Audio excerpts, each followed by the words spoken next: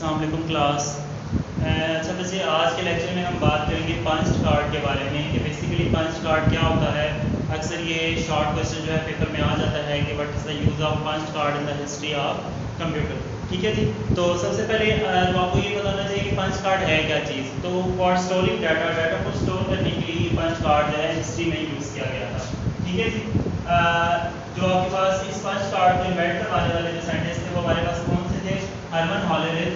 ये साइंटिस्ट थे जिन्हें 1980 में आपके पास पंच कार्ड जो है वो बाकायदा तौर पर इंट्रोड्यूस करवाया था इन द 1980। ठीक है जी। मेन हिंट्स मैंने लिख दी है ताकि आप लोग अगर शॉर्ट क्वेश्चन में अक्सर ये क्वेश्चन आ जाता है तो ये आपके पास 5 आई थिंक हिंट्स लिखी हुई हैं। तो इसमें से अगर आप 3 to 4 हिंट्स अगर लिख देते हैं तो आपको 2 मार्क्स जो है वो मिल जाते हैं। ठीक है जी। तो हरमन हॉलरेज ने इसको इंट्रोड्यूस करवाया था। और एक और बात मैं आपको बता दूं, आपने क्वेश्चन की नोयत को समझना होता है। फॉर अगर वो क्वेश्चन पूछ लेता है उसके साइंटिस्ट के बारे में, या वो ये पूछ लेता है कि कार्ड का जो मेन जो काम था वो क्या था आपके पास, ठीक है, तो आपके पहले जो 2-3 पॉइंट है ये लिखेंगे। ठीक है।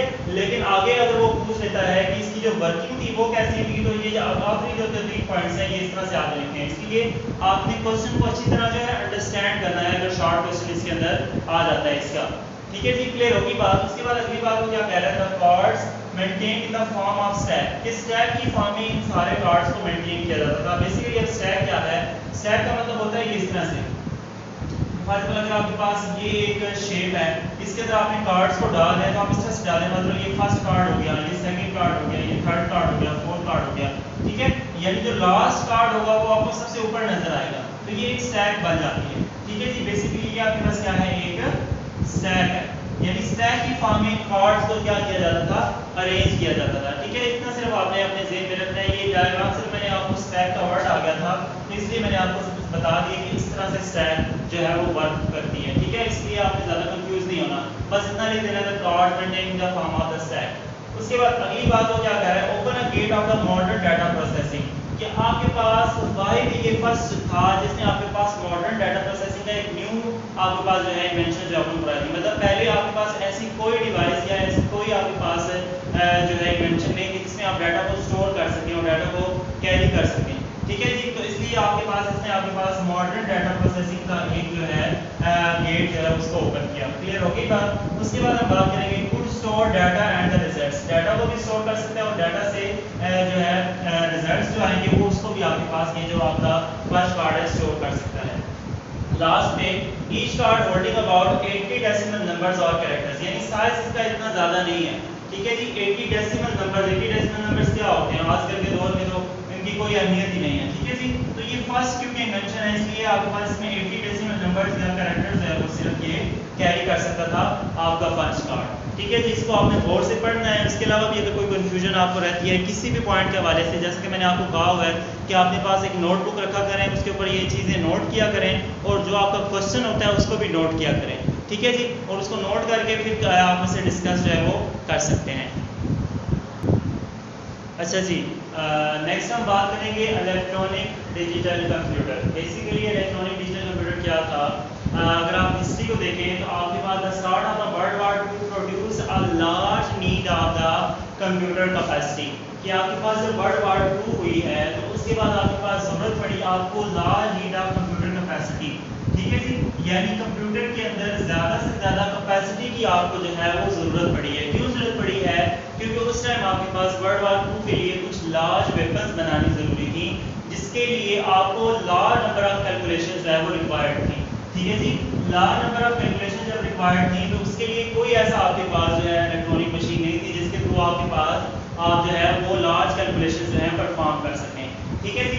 तो फिर क्या होगा? आपके पास ये जो 2 मेन साइंटिस्ट के नेम लिखे हुए हैं, John P Hickett and John W Moxley. ये आपके पास 2 साइंटिस्ट थे जिन्होंने आपके पास वर्किंग स्टार्ट कर दी for this electronic digital computer. ठीक है जी।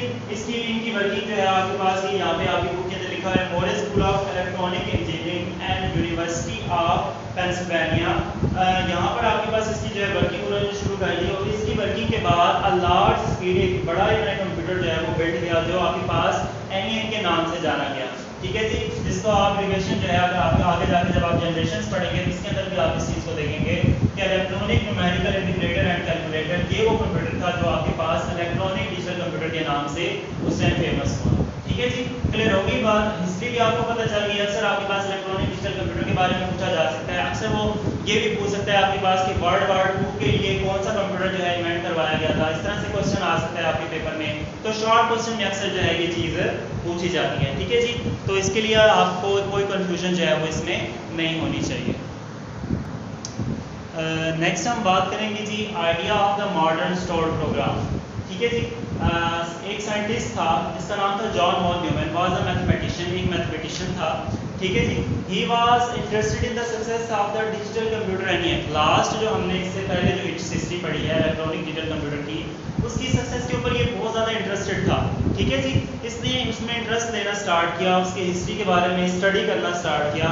मतलब 1945 के अंदर इसने अपनी स्टडी जो है उसके ऊपर स्टार्ट कर दी कि बेसिकली जो है इसके अंदर क्या काम हुआ है और किस तरह इसने जो है ये चीज़ जो है वो बनाई है।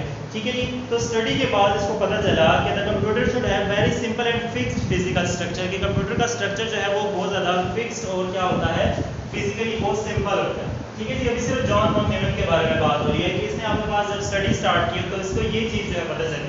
तो इसके बाद जो वॉन न्यूमैन था इसने अपनी एक जो है वो थ्योरी पेश की। वो थ्योरी क्या थी और उसी थ्योरी को हम क्या कहते हैं, idea of the modern stored program. तो वो थ्योरी बेसिकली क्या थी, the data and the programs can be stored in the same memory. ये जो है इसकी मेन थ्योरी थी कि आपके पास जो डाटा है और जो प्रोग्राम्स हैं वो आपके पास एक ही मेमोरी के अंदर स्टोर होते हैं। यानी आपके पास फॉर एग्जांपल एक डाटा है और उसके ऊपर जो आप परफॉर्म कर रहे हैं, जो टास्क परफॉर्म कर रहे हैं, वो सारे के सारे एक ही मेमोरी के अंदर जो है वो हो रहे होते हैं।